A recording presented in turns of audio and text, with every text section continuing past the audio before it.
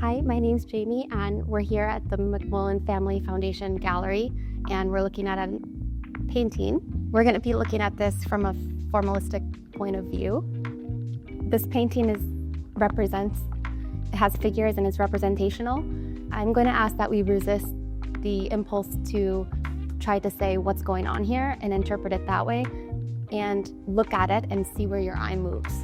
So as I'm looking at it with you, I'm going to talk you through where my eye moves. And I think my eye is very much drawn to the high contrast figure here. The shape of the figures are sort of repeated and echoed throughout. And so my eye sort of jumps from figure to figure. I also am moving diagonally this way because of the repeated lines in this direction.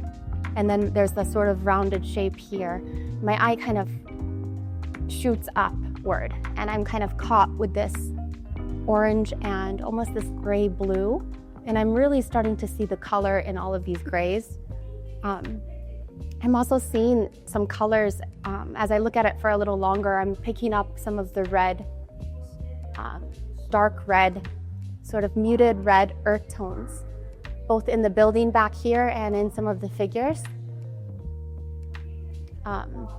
And this figure kind of stops my eye from kind of just going completely off the page, as does this tree.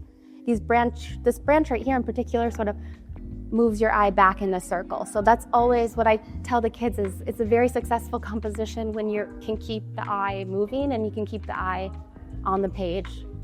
This orange can only sing, I feel like, because it's on all of these muted colors.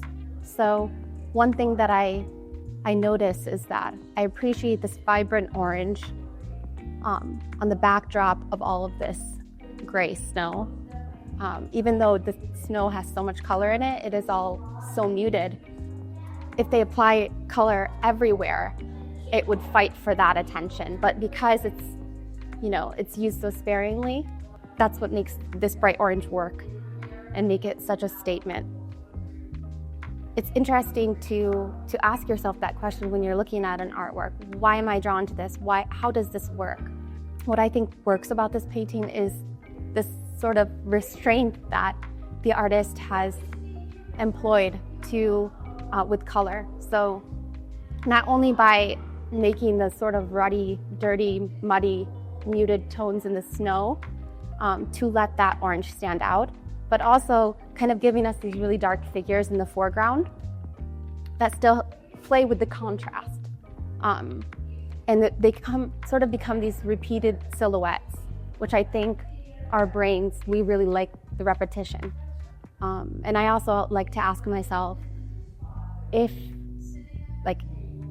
this blue wasn't there, would it still work?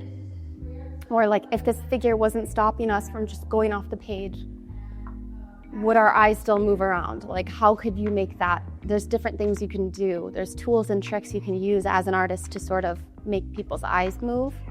And so I always like to ask myself, if that gray had been a little bit darker, then you wouldn't get the contrast. I would say that it is representational. You do have recognizable figures. And it may be social realism, as in it depicts people in everyday life, kids in everyday life at this time. But it's not super realistic, it's not photorealistic. So this still is a lot, it's not trying to be a photograph, it is a painting, and you can see the texture of the paint. You can see the brushwork. Things are not depicted in really high detail. So depending on what you're comparing it to, it could be seen as somewhat abstracted representational art, and there is perspective. So it's the vantage point from which we're looking is also interesting because it's almost a bird's eye view, as if we're looking down from a window. So that sort of is where my mind is going. When you go to a museum, you don't have to look at everything. I tried to just focus on a few pieces that I want to look at. Or if you're just going and you want to have a sweep, that's great too. But if you want to return to a piece to look more closely, you don't have to do that with every single thing on the wall, first of all. But I think just finding a connection point. So maybe you start off by looking in a formalistic way like I have been doing with you, but maybe it's that you have memories playing in the snow, and that's the way that you connect to it. And maybe that starts a conversation with the person you're visiting with. There's no wrong way to look at the painting. It's just kind of finding a connection point.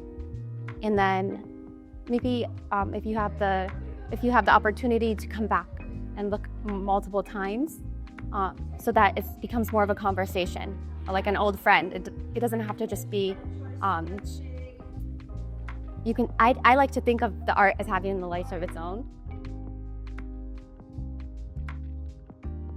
I think however you can connect with it is, whether you have 30 seconds, 3 minutes, 10 minutes,